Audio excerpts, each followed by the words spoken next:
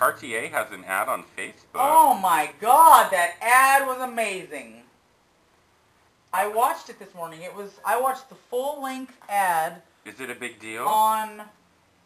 They played it during GMA before I went to the radio station. Cartier. It was like a mini movie. Remember those BMW commercials? Yeah, it's beautiful. It's beautiful. It's beautiful, beautiful, beautiful thing. Oh wow, this is beautiful. It really is.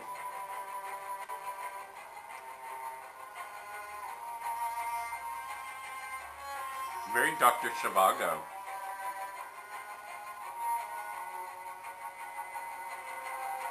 Those are the Cartier bangles that they're known for. Those bracelets.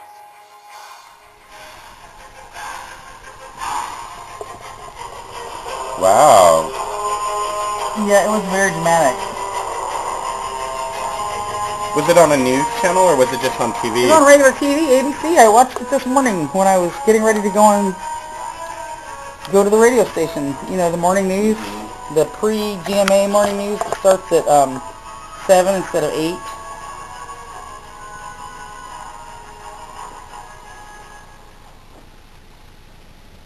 That dragon turned into the Great Wall of China. Mm-hmm. It's a beautiful commercial. Should I share it on my Facebook? If you like Cartier, and if you like it, I would. I didn't know it was on Facebook. I probably would, because I loved it. You know how I am about commercials. I love commercials, too. Oh my God, it's a palace on the back of an elephant. We are recording. It's a palace on the back of an elephant? Yeah. Oh yeah, I saw that. Yeah, that's... And then watch. And the little planes. Yeah, watch what he does with the plane. It's the Taj Mahal. God, that is beautiful. It's a beautiful commercial. I think that leopard is the Cartier symbol. We officially are free advertisement for Cartier. Make sure we put that in our tag today for every just Cartier. You know what I mean? Because people are going to be searching this commercial and we might pop up. We might. Free advertisement for us and Cartier. Cartier should be honored. Maybe they'll send us a Cartier bong. Ooh. Diamond encrusted. I'd only drink like Avion in it. I mean... Oh. Oh my, you drink out of your bong? I have when I was a drunk. Well, that was beautiful, wasn't it? beautiful. I'm going to share that. You should. And then you should do your intro. Oh my God, these sons of bitches aren't letting me share it. Welcome to Wake and Bake. Wake and Bake, welcome. And in honor of Carrie and Baby Bear, hi, good morning. Hi, good morning. Hi, good morning. It is a hi, good morning. It is.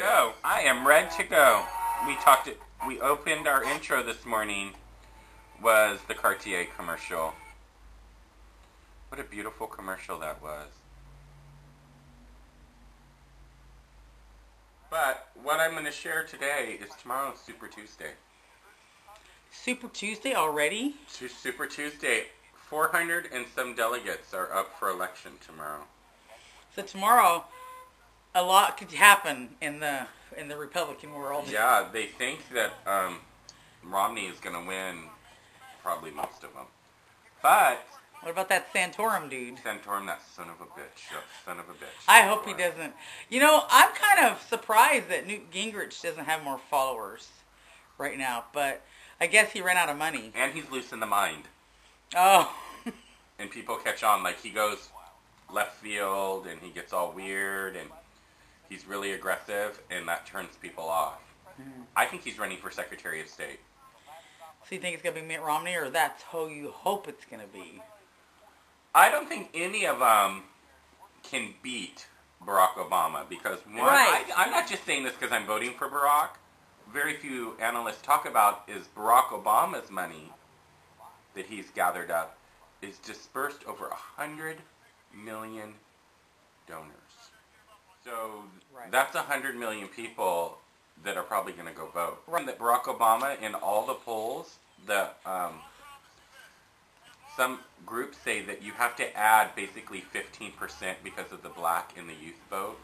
So whatever you see in the polls, like Barack Obama's 40% in this poll or whatever, they never equate in those numbers another 15%, which is youth and the black vote. Because a majority of polling that's done, the most of the time that people that are even polled are usually white people. And last minute choice, because this Tea Party, these uneducated people who think they know about politics, but really all they know about this is this asshole, Rush Limbaugh, of all people, in his calling that girl a slut. I still hate him for that. And I again sincerely apologize for this, Luke. That was Rush Limbaugh this morning, actually, factually seeming to apologize for what he said about Georgetown student Sandra Fluke. The question is, we talk about this race and social issues, and why the Republican Party isn't just focused on the economy. And here's someone, and Becky, I want to ask you. That's all they have is to call people slut and their bigotry because, see, they can't run against the president because of his foreign policy because he kept a promise. He ended a war that was costing us over $1 trillion a year. He ended, he caught Osama bin Laden. He rebuilt our reputation around the world. You hear what I'm saying? He's partnered with, countries that used to hate us, that didn't want anything to do with us. So they can't get him on foreign policy, and they can't get him on the economy because in the past year we put 1 million jobs back into the market. So when it comes down to it, when you're backed into a corner and your argument no longer works, when you're arguing with somebody and you have all these facts, but then they shoot you down. So then the only thing you can really say at the end is, "You're a fucking bitch," or "You're a fucking slut. Fuck you, I'm done." That's the corner they've been backed into.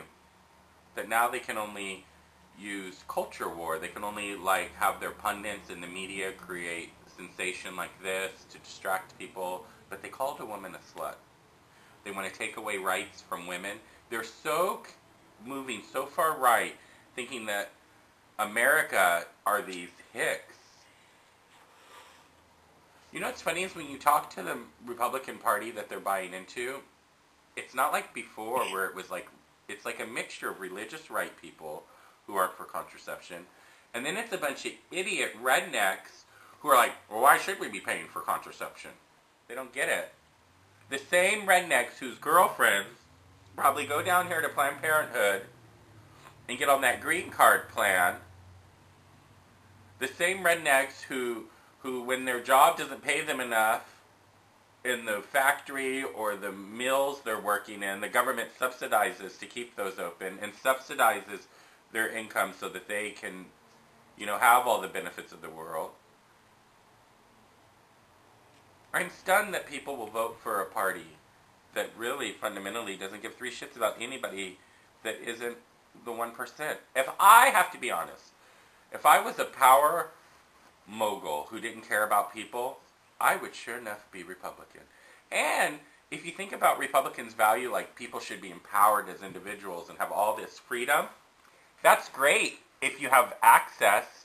But if you are someone who is poor or even middle class or even maybe upper middle class, you don't have access to the degree that you could be a true libertarian where you could say, okay, I can pay for my health care all on my own. I can pay for the roads that go up to my house all on my own. I can pay for my mail and all of my parcels to be delivered on my own. I can pay for my children to go to college on my... You know what I mean? If you are so rich that you don't need society in that way, then all power to you. You should be libertarian maybe. But honey, I'm so sorry. Anybody whose home gets a home loan, who has to get loans or finance anything in their life, they are not Republican, because a true Republican would never finance anything.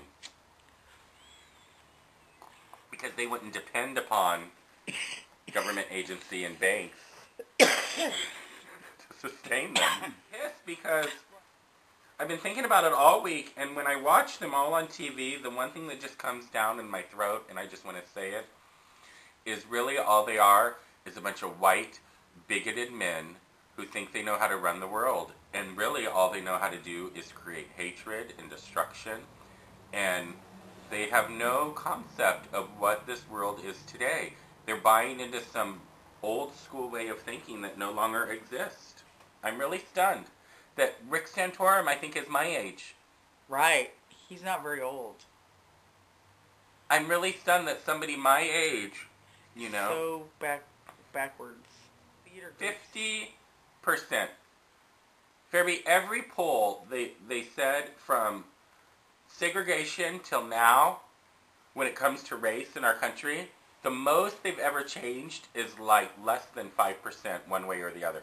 So majority of the people in our country, or not majority, you could say half, think that blacks and whites should not intermingle, think that gays shouldn't be, basically killed or put out to pasture, or we're an abomination, think that women should not have rights to health care. 50% still feel that way. At least maybe 40%. But that's a chunk of people, honey. That's hundreds of millions of people who still think that your vagina should belong to the government. Just think about that. Your body parts have to be regulated by the government. No male body part is regulated by the government. Think about that. If you're raped, there are people who say that you should not be able to determine what happens to your body after I know, you're there's raped. people who say that, And but men they don't running for affect president. me. That man running for, he could win. I was voting for Barack Obama, or for Hillary Clinton the whole way through. Yeah. And I thought to myself in my head, if it's not Hillary, I'll probably end up voting for Joe Biden. It'll be Joe Biden. I used to think I remember that. you saying that. And then when it turned out to be Barack Obama, and now they all work for him, who would have thunk? So we could be sitting here a year from now. I think I knew because I remember throughout history, the black man has always become before the woman. Oh. It's still a male dominated. Like a black man for president and a woman running for president. That's kind of very close. The same thing. It's like because it's never been done before. Mm-hmm. Even though women may have got the right to the vote sooner, based on their skin color or whatever, women as a whole have been repressed. And maybe longer. White women may have more access to privilege than a black woman, than a black man, even, or a black man. But their ability to break glass ceilings and exactly. And all those because things, if you think about black men have passed women. If you think about well, it's something to do with the masculine and feminine things, mathematics and science and stuff like that. And if you think about the male brain and the people who generally who ran the country in the beginning, they're more likely to choose another masculine thinking brain as opposed to a feminine thinking brain. And that's the way I look at it. But you know what's really weird? Is that's an American thing because... It is an American thing. Even the countries, European countries, and even countries that we view as very hostile, have almost all had women leaders. Even Pakistan has had a women leader. You know what I mean? Right. Some cultures are totally different, though, in they have matriarchal views. America is very afraid of matriarchs. That in white culture, that white men were the head of the household. But in my entire life experience with other cultures, it always has seen that the women were the heads of the household. Like all my friends growing up that were black, and all my friends that are basically black, and even Mexican are very strong women. Right. You know what I mean? Even though, like in some of the Mexican families, it seems like the man might be the breadwinner, but the woman runs the house. Yeah. And in white families, the women, even my house where I think at times my mother made more money than my dad still ran the house. There was never, every white man I know runs his house. My dad ran the house. My mom didn't work at all. My dad kept my mom at home. I know white guys who don't work and they run their girlfriends ragged. What I was going to say is, in my personal life experience and observations, I've noticed that